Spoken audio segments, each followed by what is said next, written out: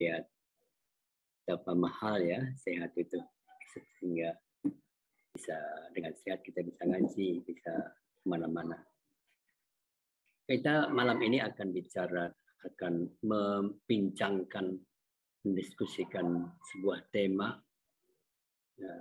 tentang khitan perempuan.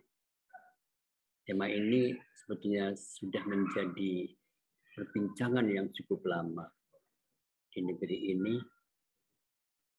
Saya entah sejak berapa, sudah berapa tahun bincang soal ini. Bahkan juga sampai dibicarakan di tingkat muktamar di Indonesia, muktamar Nahdlatul Ulama ya terutama.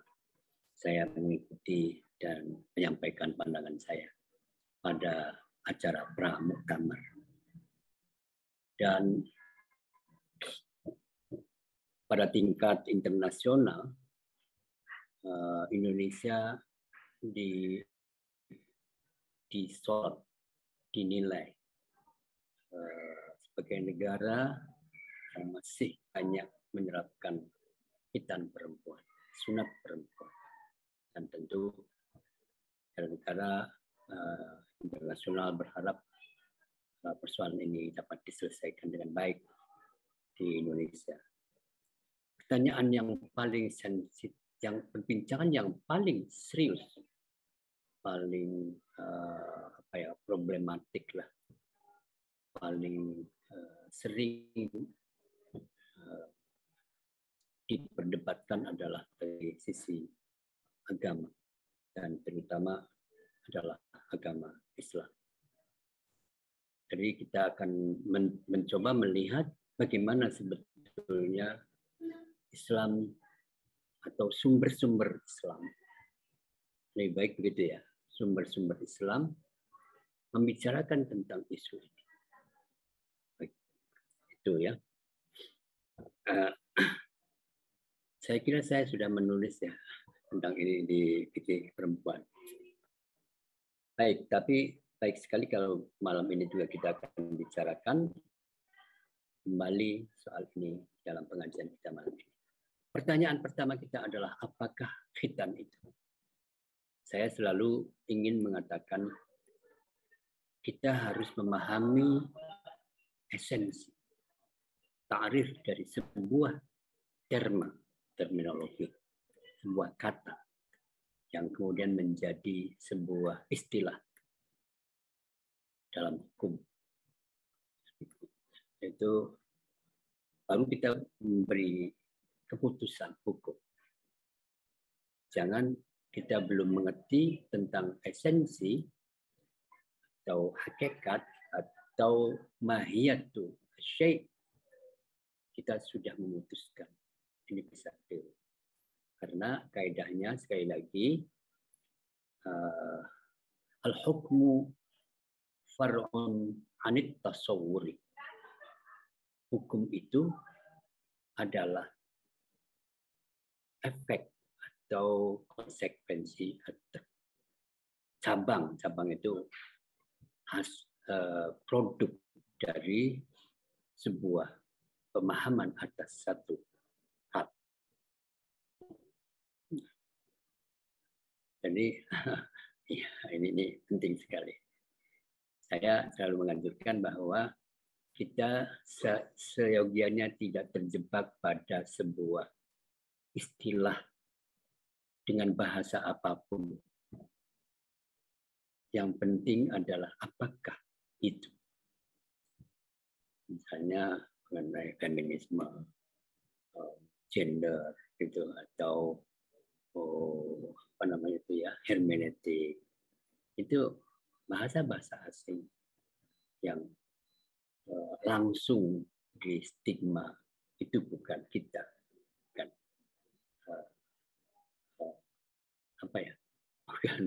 bukan istilah kita maksudnya.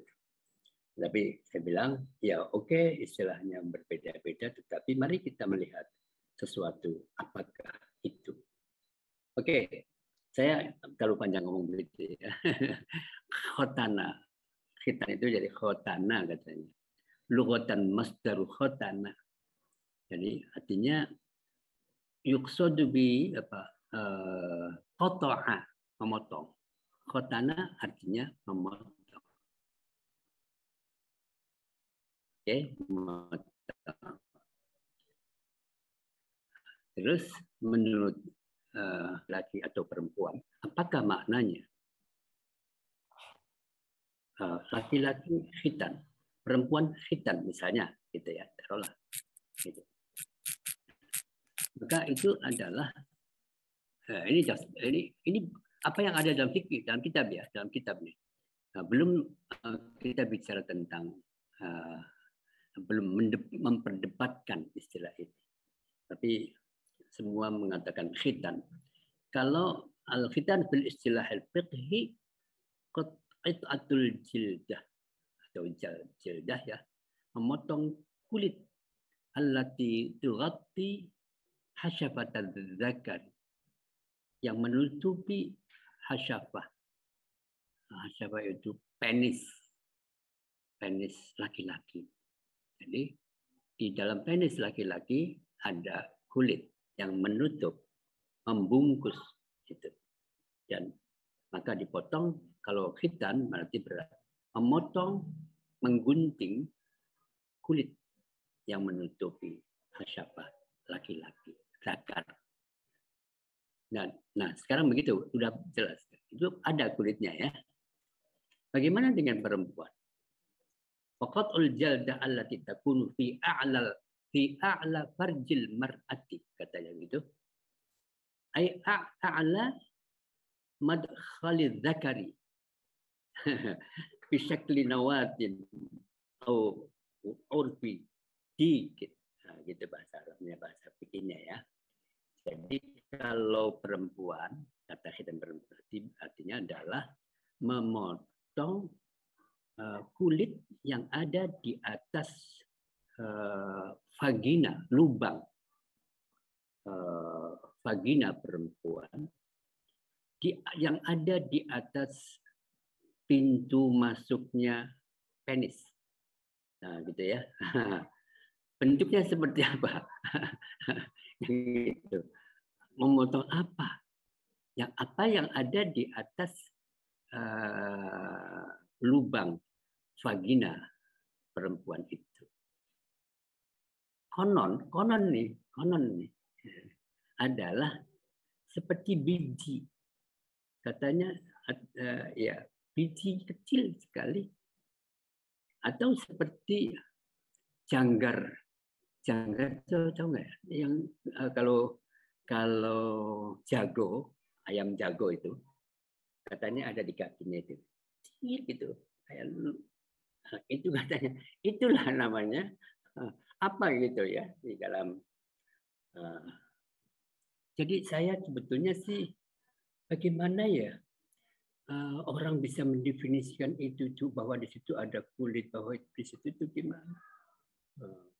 Nah, ini lagi-lagi kalau saya sih ya, ini adalah bias, gitu. Bias laki-laki. Seakan-akan dia menggambarkan, karena sebetulnya bentuk nyatanya nggak kelihatan, nggak ada, tetapi bias, yaitu saya ya. Jadi seakan-akan menyamakan dirinya dengan yang ada pada karena ada alat kelamin itu. Jadi ya nanti bisa kalau saya sih ini jangan diwacanakan, tetapi ditanyakan kepada ahli biologi, apa itu ginekologi lah gitu tentang itu deh, apa istilahnya. Aduh, oke, begitu aja deh. Nah, satu itu saya terlalu panjang saya kalau ngomong begitu, tetapi ada satu pernyataan yang sangat menarik sebetulnya. Untuk khitan perempuan itu ada istilah tersendiri di dalam khazanah fikih Islam atau intelektual Islam. Istilahnya apa?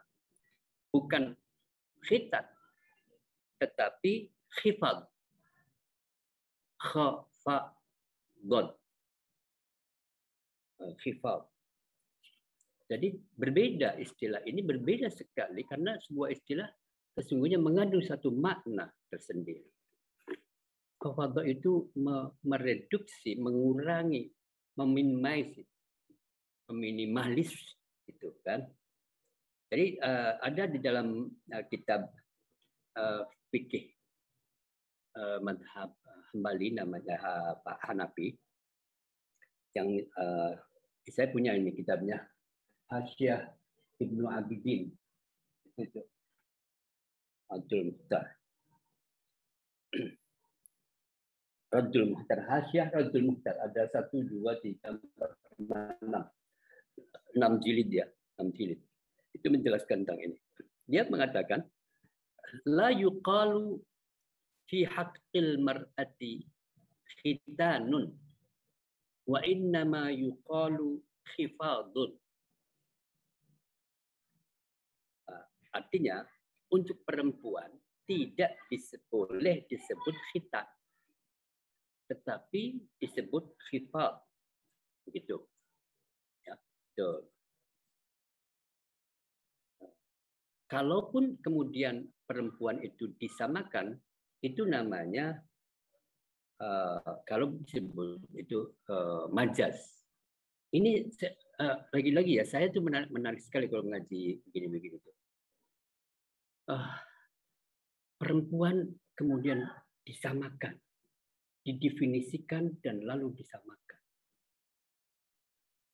Itu jadi itulah namanya kalau kita hubungkan dengan sistem patriarki, maka pendefinisian dilakukan oleh laki-laki dan perempuan digabungkan terus, diikutsertakan terus di dalam istilah laki-laki itu.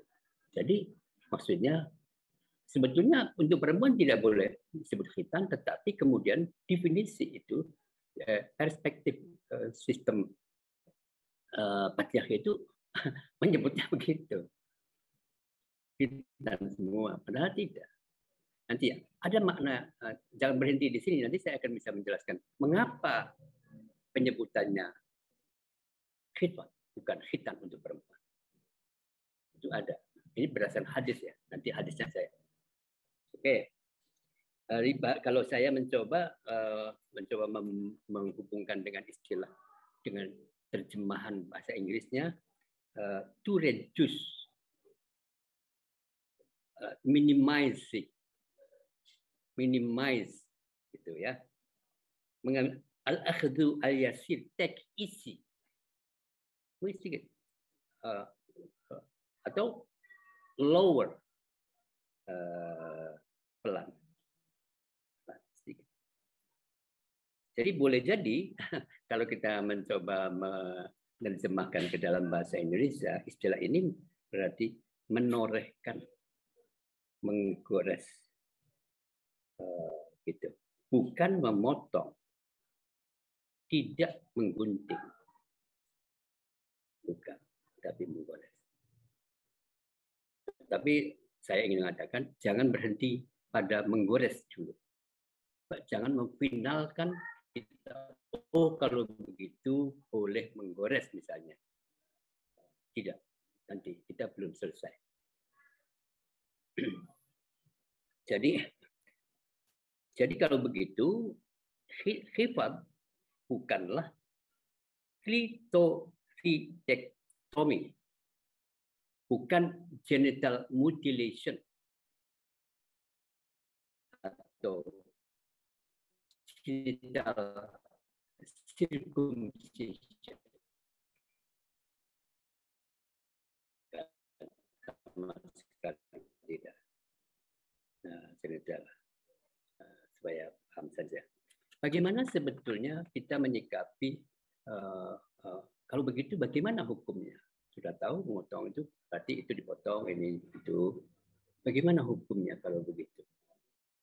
Nah, saya membaca kitab, oke kita mengambil aja karena kitab yang biasa kita aji, Al-Fiqhul Islami wa Adillatuhu itu tidak membicarakan luas secara detail. Ini hanya menyebutkan sedikit saja. Sedikit saja. Oke, saya membaca sedikit itu. kata Wahbah Al-Zuhaili, sebetulnya saya mempunyai sejumlah sumber rujukan atau kitab yang lain yang karya Dr. Yusuf Qaradawi misalnya, Al-Hukm Syar'i fi Khitanil Inath. Itu agak lengkap. Al-Hukm Syar'i fi Khitanil Inath. Hukum syar'i tentang khitan perempuan. Itu judulnya. Tapi nanti uraiannya seperti apa. Oke, tapi saya membaca ini aja. Membaca karya Dr. Wahbah Al-Zuhaili saja. Ya. Wal khitanu lidzakari qat'il jaldah allati tughattil hasyafah. Seperti saya kata, sunnatun muakkadatun. Begitu. Sunnatun muakkadatun. Lagi-lagi ada kata sunnah. Apakah makna sunnah di sini? Apakah menurut ahli hukum fikih? Apakah menurut ahli hadis? Apakah menurut ahli usul fikih akan terjadi berbeda? Atau apakah dia istilah tradisi atau ya tradisi? Ya. Jadi di situ katakan sunnatun muakkadatun indal malikiyah wal hanafiyah. Jelas ya menurut ini bahwa terhadap laki-laki sendiri para ulama berbeda pendapat. Malikiyah, madhab Maliki dan madhab Hanafi mengatakan sunat laki-laki sendiri adalah sunnah muakkadah. Ini mungkin maknanya sunnah menurut ahli fikih. Ya. Jadi kalau begitu, kalau dikerjakan mendapatkan pahala dan sangat dianjurkan. Kalau tidak, ya tidak dosa. Gitu aja kalau berdasarkan fikih ya. Wal khifadu fin nisa'i makrumatun. Itu bahasanya makrumah, bukan mukarramatun, makrumatun gitu ya. Wahia, jadi khifad itu tadi saya bilang menggores tadi, meminimize tadi. Cara perempuan adalah makrumatun. Nanti kita sebut, saya akan mendefinisikan makna makrumah itu sendiri. Gitu ya. Wahia qat'u adna juz'in minal jaldah allati fi al-farji. Seperti yang tadi, yang mengurangi menggores apa benda yang ada di atas lubang kemaluan perempuan. Baik sekali ya kalau ada gambarnya sih. Gambar vagina itu lalu di mana letaknya, lubangnya di mana, itunya di mana, lubang kencing di mana, seterusnya. Ya, nggak apa-apa. Namanya belajar sex education itu di situ. Pendidikan seks itu di situ sebetulnya memahami fungsi-fungsi biologis itu bagaimana. Oke ya. Wa yundabu dan Allah tanhaka dianjurkan untuk tidak berlebihan, gitu ya. Aila tajulu fi qat'il jalda allati fi al farji. Jangan berlebihan di dalam menggores kulit yang ada di atas farji. Mengapa tidak boleh? Ini penting nih alasan ini. Mengapa tidak boleh? Li ajli tamamil ladzati fil jima', agar kenikmatan seksnya. Jangan mengurangi kenikmatan seks. Karena konon berarti di situ, di bagian itu, terletak sensitivitas yang membuat yang mempunyai benda itu bisa terangsang, bisa kenikmatannya di situ. Oke, ini. tempat pusat kenikmatan deh. Pusat kenikmatannya ya perempuan di situ. Karena itu jangan di keras-keras, jangan di. Sudah, itu ya. Itu Hanafi, Maliki. Wa qala Syafi'iyah. Sementara pendapat mazhab Syafi'i, al-khitanu fardun ala dzukuri wal inati. Khitan itu wajib bagi laki-laki dan perempuan. Oh, ini. Maqal Ahmad fi al-khitan wajibun al-rijal. Sementara Ahmad bin Hanbal sendiri mengatakan, ada Ahmad bin Hanbal mengatakan berpendapat al-khitanu wajibun ala rijali wa makrumatun fi haqqin nisa. Coba lihat. Nah, kalau begitu wa yajri hada, dan ini praktek ini berlaku pada umumnya fil biladil harrah, di negara-negara tropis, panas.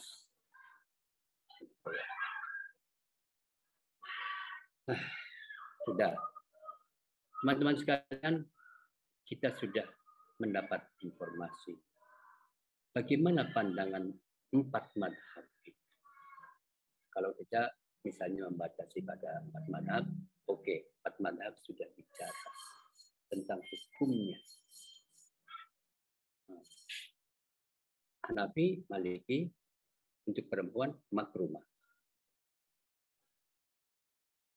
Syafi'i wajib. Ahmad bin Hanbal makrumah juga. Jadi mayoritas, kalau begitu, mayoritas madhab itu menghukumi khitan perempuan adalah makrumah. Jangan buru-buru tanya, apa sih makrumah itu? Jangan buru-buru ya. sorry ya. Tapi betapa anehnya satu hukum kok disebut makrumah. Kenapa tidak dengan istilah-istilah hukum? Istilah hukum kan ada 5 ya. Ada wajib, haram, sunnah, makruh, mubah. Makrumah kan tidak ada. Tidak ada hukum makrumah. Hukum 5 itu. 5 itu nggak ada. Tapi disebut makrumah. Ada apa kalau begitu? Mengapa? Dan dari mana kata makrumah itu? Para ulama mazhab itu menyebut makrumah itu dari mana sumbernya? Oke, kita tunggu dulu sebentar, saya nanti menjelaskan ini. Oke, di dalam kitab itu cuma segitu. Dalam kitab Mahba Zuhairi cuma gitu. Ya, kalau saya menyebut kalau ini Imam Mahba Zuhairi mengambil sumber dari sejumlah kitab, sumber asli identik dari kitab masing-masing mazhab. Durul Mukhtar dari mazhab Hanafi misalnya disebutkan di sana, i'lam annal khitana sunnatun indana ay indal Hanafiyah lirijali wan nisa. Coba sampai begitu. Situ. Satu sunnah menurut baik laki-laki maupun perempuan. Situ. Terus Imam Nawawi dalam Al-Majmu' Syarah Muhadzab menginformasikan kepada kita bahwa Ahmad bin Hanbal juga mewajibkan khitan bagi laki-laki. Tapi Ibnu Qudamah adalah pensyarah paling utama madhab Hambali. Ya, kitab yang sebanding dengan Al-Majmu' adalah Al-Mughni Ibnu Qudamah. Ensiklopedi isinya adalah kitab ensiklopedi fikih madhab Ahmad bin Hanbal. Seperti Majmu' adalah ensiklopedi fikih madhab Syafi'i. Oke, sama-sama. Justru mengatakan bahwa mayoritas madhab Hambali tidak mewajibkan khitan perempuan. Dalam Al-Mughni Ibnu Qudamah disebutkan, fa'amal khitanu wajibun ala rijal wa makrumatun fi haqqin nisa.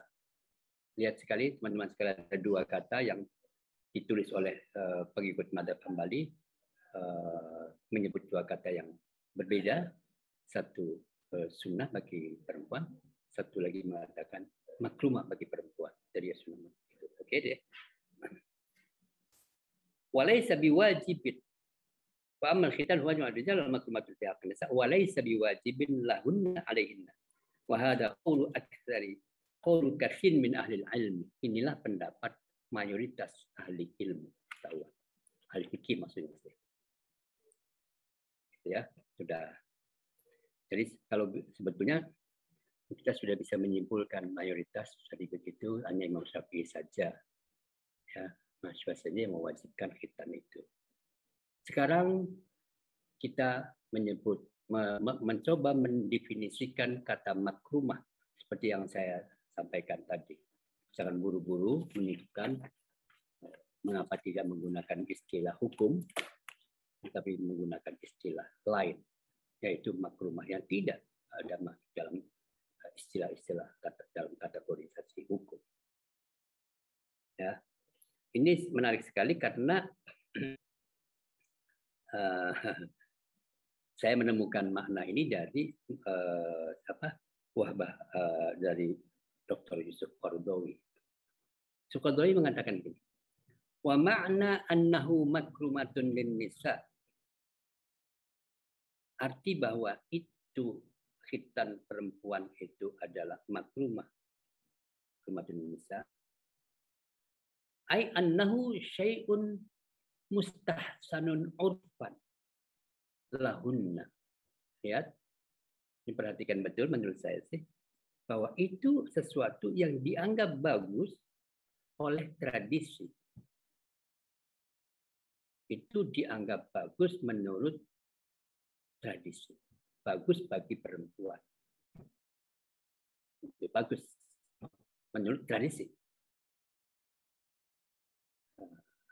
Tidak disebut menurut syarak misalnya. Tapi tradisi. Wa annahu, dan sesungguhnya dalam yajib nasun tidak ada nas atau teks minasyari', ketentuan dari asyari'. Asyari' selalu bermakna Allah dan Rasulullah Muhammad sallallahu alaihi wasallam.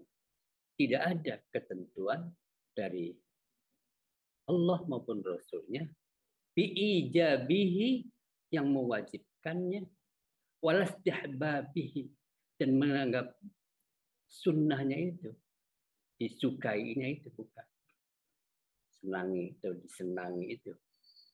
Tidak ada ketentuan yang baik Al-Quran maupun hadis yang mengatakan bahwa khitan perempuan itu sesuatu yang wajib, dan tidak juga sesuatu yang dianggap baik atau disenangi. Istihbab. Itu istilah ya, istihbab. Itu juga. Ya. Wahada, kalau begitu, wahada amrun qabilun litaghayyuri. Ini sesuatu yang bisa berubah karena berkaitan dengan tradisi. Wa yu'tabaru makrumah fi asrin aw qatrin qad la yu'tabaru kadzalika fi asrin aw fi qatrin akhar. Jadi sesuatu yang dianggap makrumah di satu masa atau di satu daerah, satu benua atau ya provinsi atau apa deh, wilayah tertentu, bisa terjadi tidak dianggap bagus pada masa yang lain atau di tempat yang lain. Namanya tradisi. Walihada, oleh karena itu, ro'aina, kita melihat ada dan sejumlah min aqtaril muslimin, wilayah-wilayah kaum muslimin, tempat-tempat atau negara-negara muslimin, la tahtan, tidak mengkhitankan nisa'ahum, perempuannya.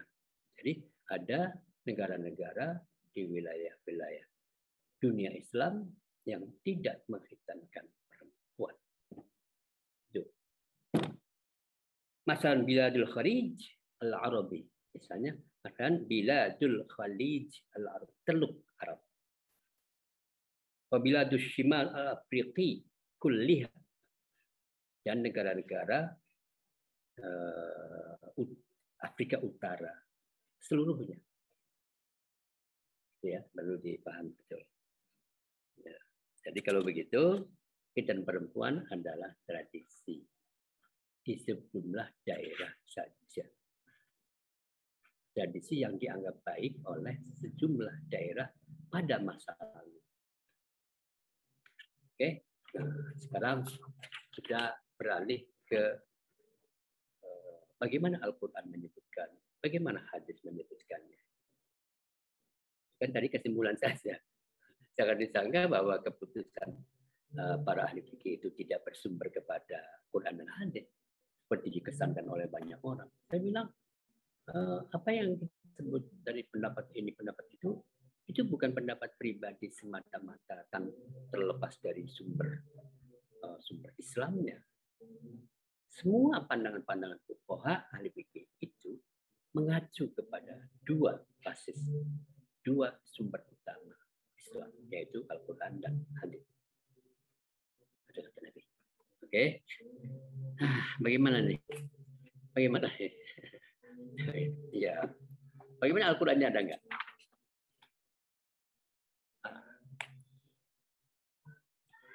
Secara eksplisit menunjukkan sesuatu masalah kita tidak ada. Yang menunjuk ke satu kata tertentu yang bicara tentang khitan perempuan, bahkan juga khitan laki-laki, tidak ada. Jadi kita bisa membaca nanti dari Alif Lam Mim terus Baqarah sampai surat Bin-Nas, silakan cari. Tidak ada. Yang ada adalah kata-kata umum.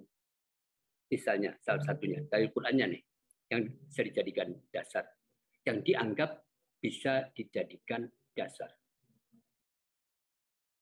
Summa auhayna ilaika anit tabi' millata Ibrahim hanifa wa ma kana minal musyrikin. Kemudian kami wahyukan kepadamu Muhammad, hendaklah kamu mengikuti millah Ibrahim. Biasa kita menerjemahkan sebagai agama Ibrahim, keyakinan Ibrahim. Millah itu. Lalu kalau begitu mereka yang fuqaha Syafi'i ini, yang menjadi argumentasi fuqaha para ahli fikih Syafi'i itu ayat ini. Mereka mengatakan millat Ibrahim di antara bahwa khitan itu termasuk millatu Ibrahim. Ya. Dan ini ada penegasan dari kitab Sahih Bukhari Muslim bahwa Nabi Ibrahim itu mengkhitan pada usia 80 tahun. Karena Nabi Ibrahim khitan dan Nabi Muhammad diperintahkan oleh oleh Allah untuk mengikuti Nabi Ibrahim, maka konon berarti mengikuti khitan. Tapi tetap laki-laki ya, laki-laki. Nah, Yusuf Qaradawi mengkritik cara pandang tafsir seperti ini. Betapa sederhananya, ini dipaksakan katanya. Masa hal-hal yang kecil, masalah itu disebutkan begitu lupa dalam Al-Quran. Tidak bijaksana. Jadi para ahli tafsir semua mengatakan millat Ibrahim itu bukan masalah partikular hukum itu, tetapi prinsip dasar keyakinan Ibrahim, yaitu agama keyakinan tauhid yang toleran. Oke, begitu. Nah, gitu ya, bukan masalah pernik kecil-kecil kayak gitu. Nah, kritiknya begitu. Memang wajar sekali. Masa Al-Quran harus menyebutkan hal-hal apa yang begitu ya. Udah. Dan itu sendiri juga bagi laki-laki. Kalaupun itu maka itu juga laki-laki. Tidak ada bagi perempuan sekali. Kecuali tadi cara berpikir patriarkis tadi yang kemudian seakan-akan perempuan juga dalam hal ini dibayangkan sama ada yang harus dipotong. Oke, tapi nanti kita bicarakan lagi.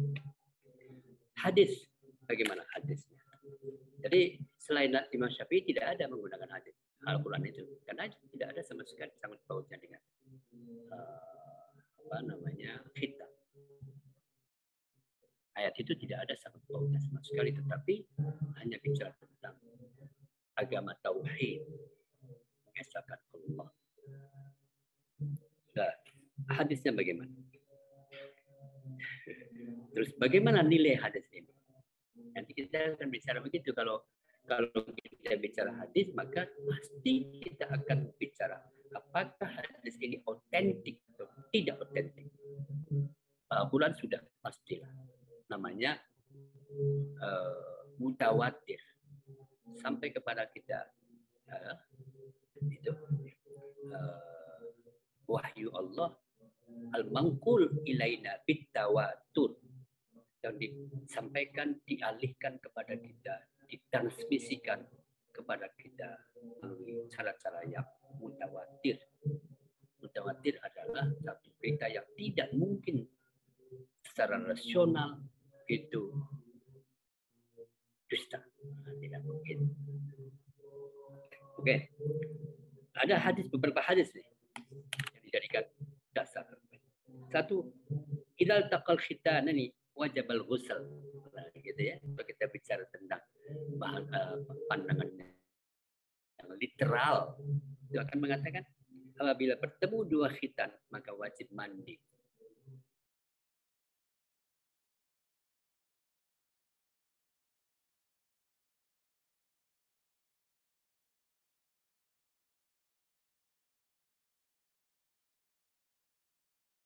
Recording in progress. Ya, dua khitan. Gitu ya. Jadi mawdi' khitan ar-rajul mawdi' khitan mar'ah indal jima'. Wa hadha yuftaradhu anna al-mar'ata mas'ulatun min itu memperkirakan tadi bahwa perempuan juga sama dengan laki-laki. Perspektif bias laki-laki itu. Wal hadis marwi'un an satu. Yang kedua hadis Ummu Atiyah. Anna Nabi sallallahu alaihi wasallam qala bil khatinati ashimni wala tanhaki fa innahu asra lil wajhi wa ahdha 'inda az-zawji. Hadis ini menarik sekali. Bahasa-bahasa yang digunakan juga menarik sekali.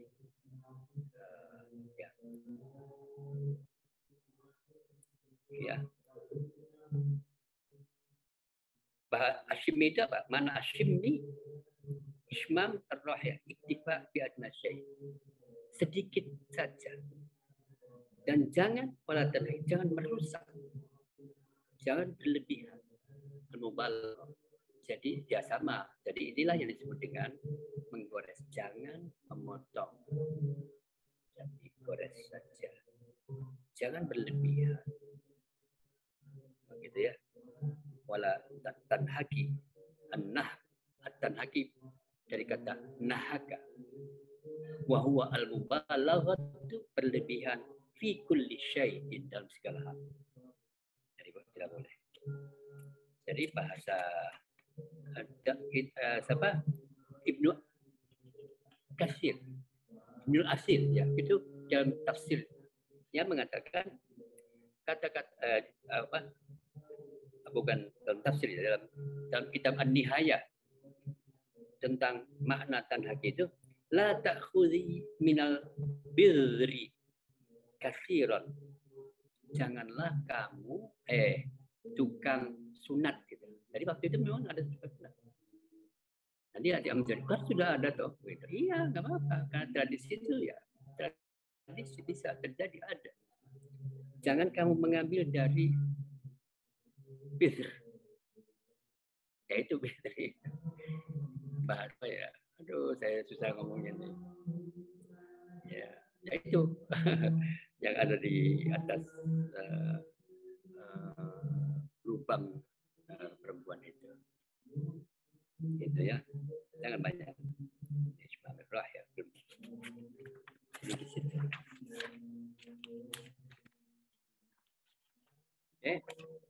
Hadis 2. Hadis ketiga, al-khitanu sunnatul lil rijal wa makrumatun lin nisa. Sudah tadi itu begitu, bahwa itu adalah bagian itu pasti ya Pak. Saya lupa. Bagian perempuan yang di dalam kayak kecil itu adalah tempat kesenangan laki-laki, membuat laki-laki tadi apa namanya itu wajahnya ceria, dan bagi perempuan itu juga menimbulkan rasa senang gitu ya, gitu ya, merasa senang. Nah, itu hadisnya, tetapi kita belum menilai hadis ini bagaimana dari sisi hadis ini. Saya panjang sekali kalau menyebut satu persatu argumentasi, tetapi saya akan mengambil saja satu hal, mengatakan begini. Oh ya, saya terjemahkan aja ya dari Umi Atiyah tadi. Seorang perempuan guru kita, perempuan Madinah di Nabi mengatakan, jangan berlebihan karena ia bagian yang dipotong, menyenangkan bagi perempuan dan paling disukai suami. Jadi begitu. Pada riwayat yang lain, potong ujungnya saja dan jangan berlebihan karena ia sangat menyenangkan dan bagian yang disukai laki-laki. Gitu ya. Nah, hadis ini bagaimana?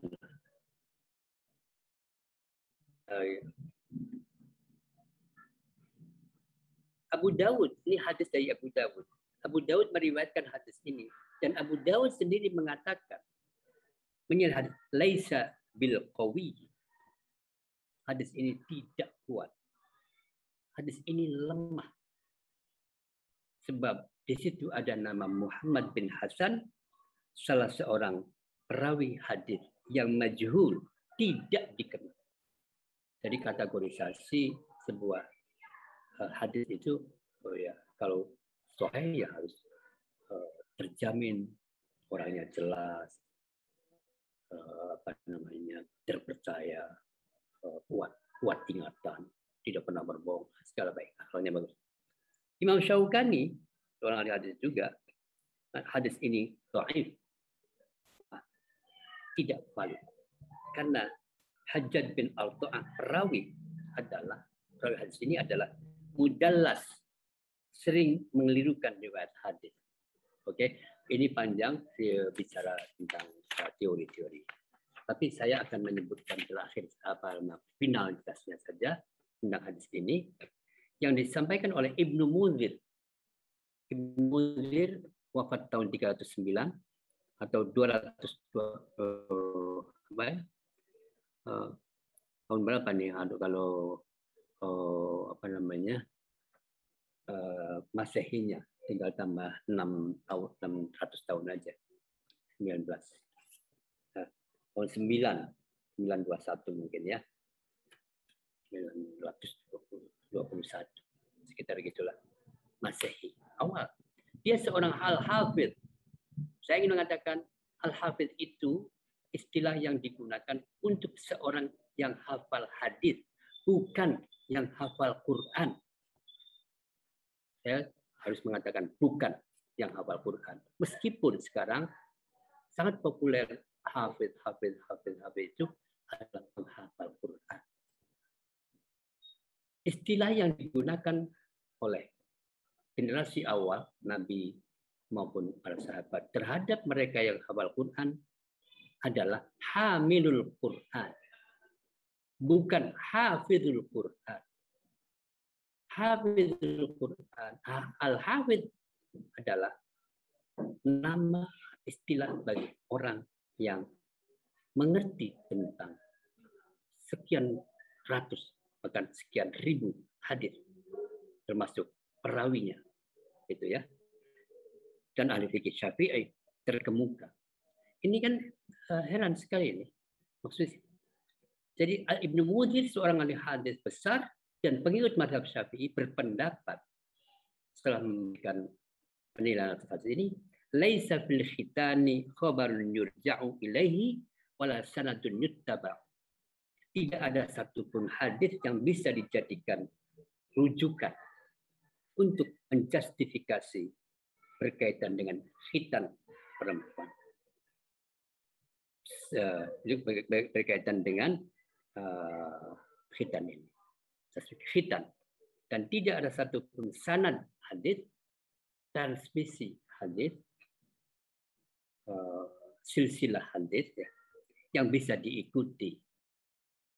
Anda bisa melihat dalam kitab Ibnu Salah, Muqaddimah Ibnu Salah. Silakan. Penilaian sama juga disebut oleh Said Sabiq, seorang kontemporer ya, barulah begitu ya. Untuk mengatakan sama. Semua hadis yang berkaitan dengan khitan perempuan adalah lemah, tidak ada satupun yang sahih. Tuh.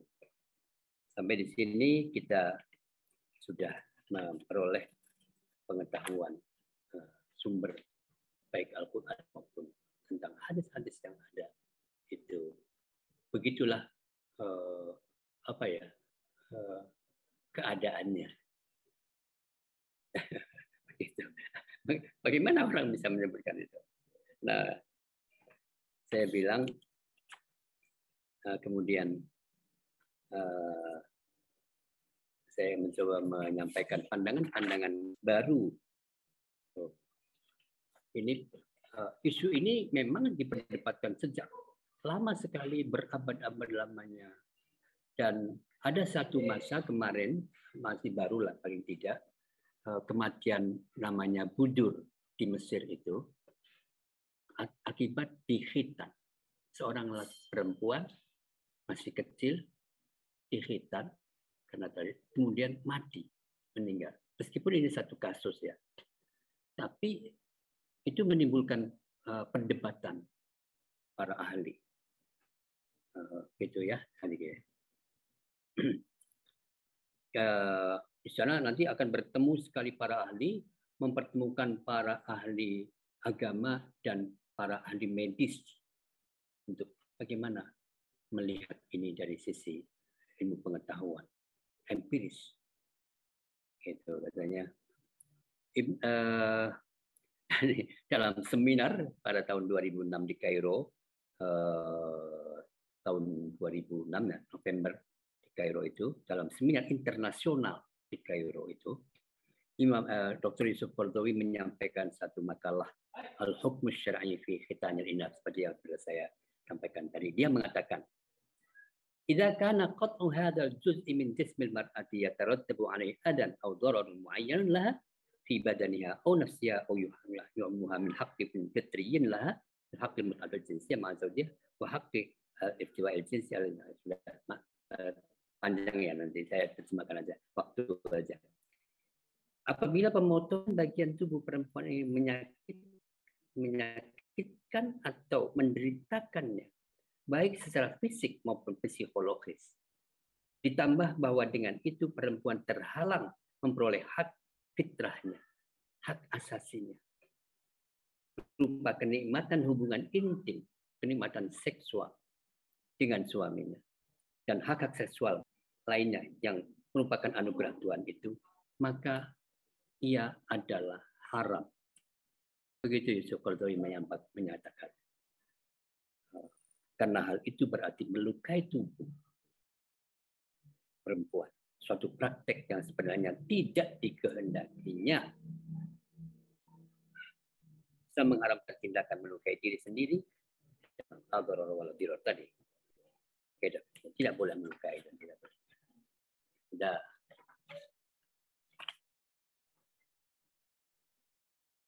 Yang kedua, Dr. Mahmud Hamdi Zaksu, Menteri Wakaf Mesir. yaitu mengatakan anna khitanal inat i'tida'un 'alal unsa wa laysa lahu ayyu mubarrir aqliyyin aw syar'iyyin fil Islam. Ini tegas sekali loh. Sangat keras sekali. Khitan perempuan adalah pelanggaran terhadap hak perempuan. Ia tidak memiliki dasar pembenarannya baik dari logika rasional maupun hukum Islam. Khitan perempuan adalah tradisi kuno yang bisa menimbulkan mandarat, kontorot, menimbulkan berganda atas tubuh dan psikologi perempuan. Ya, maaf ya. Yang kedua, Ojak Muhammad, ahli kesehatan reproduksi dari Universitas Al-Azhar.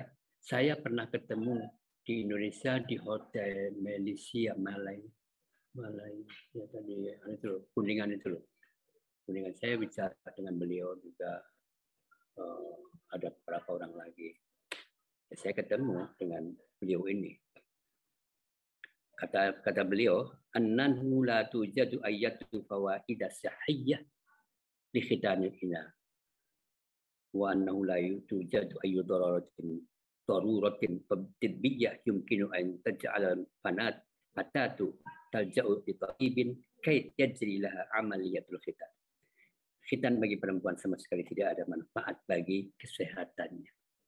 Tidak juga ada kondisi emergensi yang mengharuskan perempuan pergi ke dokter untuk menjalani khitan.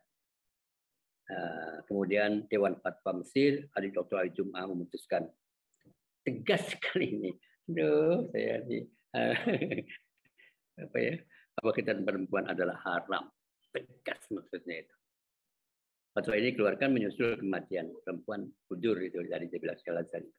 Tapi ada satu hal menurut saya sangat bijaksana ya. Meskipun sepakat, tetapi beliau tidak langsung mengatakan begitu. Said Tontowi, Syekh Azhar, Syekhul Azhar, Said Tontowi. Saya ketemu dengan beliau itu dalam seminar internasional di Kairo tentang Sihatul Injabiyah, tentang kesehatan reproduksi. Mungkin 97 atau 98 ya, saya ke sana lagi dan menghadiri temuan itu. Beliau mengatakan hal-hal yang bersifat yang berkaitan dengan biologis atau organ reproduksi dan dunia kedokteran itu kita harus mempercayakannya kepada para ahli di bidang tersebut. Ini yang saya katakan betapa bijaksananya kita tidak berputar pada sebuah teks yang sangat interpretable, bisa ditafsirkan secara beragam tadi seperti yang kita gambarkan pada awal. Tetapi fakta medisnya di mana? Fakta medisnya itu bagaimana? Ini yang ahli, empirisisnya itu gimana? Ya, gitu ya. Harus bertanya kepada itu. Jadi beliau mengatakan di dalam itu disebarkan ya makalahnya itu, pidatonya juga. Dalam konferensi yang dilaksanakan hak asasi manusia Jerman mengatakan bahwa tidak terdapat alasan agama. Dari bahasa kitabnya ini, qala ad-Dr. Muhammad Said Tontowi Syekhul Jami' Al-Azhar fil mu'tamar alladhi nazamathu jama'atul Almania ma'niyatan bi huquq al-insan innahu la yujadu mubarrirun diniyun li khitanil ina. Jadi tidak ada dasar pembenarannya dari agama katanya. Tetapi innahu lam yarid fil dzikrun fi al-Qur'an. Dan tentang itu tidak ada disebutkan dalam Al-Qur'an maupun Sunnah. Lakin, nah ini pentingnya. Walakin Syekhul Azhar qala innal kalimatan nihaiyah, bahwa keputusan terakhir untuk masalah ini harus berdasarkan pendapat para ahli medis, karena boleh jadi ada perlunya. Gitu ya. Hebat nih. Nah, pada akhirnya kemudian disampaikan sebuah keputusan. Ada rekomendasi dari Muktamar Internasional Muktamar Ulama Dunia yang membahas tentang masalah khitan perempuan ini. Muktamar ini seperti yang sudah saya katakan diikuti oleh para ulama, para ahli medis dan para spesialis dalam bidang ini. Muktamar telah menghasilkan sejumlah rekomendasi. Menarik sekali. Khitan perempuan adalah tradisi kuno yang masih dipraktikkan di sebagian masyarakat dunia, termasuk sebagian masyarakat Muslim di beberapa negara. Praktek ini tidak ada dasarnya baik Al-Quran maupun hadis Nabi yang sahih, yang otentik. Dua khitan perempuan yang dipraktikkan sekarang ini telah menimbulkan bahaya baik terhadap tubuh maupun psikologi perempuan. Karena itu harus dicegah jalan dengan nilai-nilai luhur Islam. Jadi muktamar mendesak negara. Begitulah teman-teman sekalian. Pengalaman saya nih, karena saya juga di Komnas Perempuan dan bicara tentang itu, perdebatan saya pernah dengan MUI, pernah dengan ulama-ulama di Muktamar Makassar, dengan Mbak Maria Ulfa, dengan siapa ya sana itu ini benar-benar keputusannya masih tetap, tetapi ada kemajuan yang tadinya wajib menjadi boleh gitu. MUI juga kemudian akhirnya mengatakan dilarang melarang itu sampai di situ. Oke, tidak apa-apa. Saya bilang ini kan pengetahuan baru dari yang mengganggu, mendekonstruksi, saya katakan mengagetkan. Untuk melepaskan diri dari tradisi itu tidak mudah. Jadi saya bilang ya pelan-pelan deh, pelan-pelan deh. Iya, boleh aja. Tapi nanti gitu. Sama seperti saya bilang, seperti Nabi itu sebetulnya ingin segera, tapi mengubah tradisi itu tidak mudah. Al-Quran maupun hadis Nabi itu sebetulnya hadir untuk melakukan sebuah transformasi. Tetapi transformasi yang dilakukan tidaklah frontal, tetapi harus bertahap. Nah, tugas kita adalah melanjutkan. Tidak berhenti pada di situ. Karena ada cita-cita yang ingin dicapai. Bahwa cita-cita sampai sekarang belum. Nah, itu cita-citanya apa? Dalam kaitannya dengan perempuan, jangan dihitang. Nggak ada gunanya. Menyakiti. Tapi tradisi masih begitu, ya sudah, dikurangi saja. Tapi saya kira sekarang tugas kita. Kalau berani sih, sebetulnya saya bisa menyampaikan pandangannya. Ini diserahkan kepada negara. Bagaimana negara harus melakukan tindakan. Seperti yang direkomendasikan di dalam muktamar itu kan, muktamar internasional itu, muktamar mendesak negara untuk membuat undang-undang yang melarang dan menghukum, bahkan coba lihat, menghukum siapa saja yang mempraktekkan khitan perempuan yang membahayakan itu, baik pelaku maupun yang menganjurkannya. Itu muktamar internasional itu merekomendasikan seperti itu. Di sini menimbulkan hebohnya luar biasa. Aduh, saya sendiri mengalami di muktamar itu. Saya kemudian ada Pak Lutfi Fatullah, ya ada hadis tuh. Saya Lutfi Fatullah sebagai dari aspek hadisnya, saya dari aspek fikihnya. Ada jurnalis Udin dari Universitas Yarsi, Dokteran Yarsi. 3 orang lagi dari Makassar. Semua sepakat sebetulnya. Jangan. Tetapi ketika kita sampaikan ke forum, ya jangan gitu dulu dong, maksudnya ya sudah. Begitulah teman-teman sekalian. Mudah-mudahan ini sebagai pengantar saya. Terus terang aja, banyak sekali yang tanya. Ini kan kita mazhab Syafi'i, bagaimana kita melalui mazhab itu? Gilirannya ini bahasa PI bertanya, tapi ya memang begitu. Kepemimpinan perempuan sendiri nggak ada, tapi sekarang boleh. Perempuan menjadi presiden itu nggak ada. Dasarnya yang eksplisit dan sebagainya. Tapi sekarang kita bisa menerimanya. Jadi ya memang harus diperjuangkan terus-menerus. Oh, apakah cukup? Nah, terserah deh. Dul, udah belum Dul? Bu ya, enggak Bu ya, sampun jam 1 jam tadi. Alhamdulillah. Oke, sudah ya. Oke, baik, terima kasih Bu ya. Terima Ya, kasih sama-sama. teman-teman yang sudah menyimak 1 jam ini. Ya, silakan jika ada pertanyaan, silakan raise hand aja. Di sini juga ada yang masuk 1 pertanyaan dari Mbak Rina Rahmania.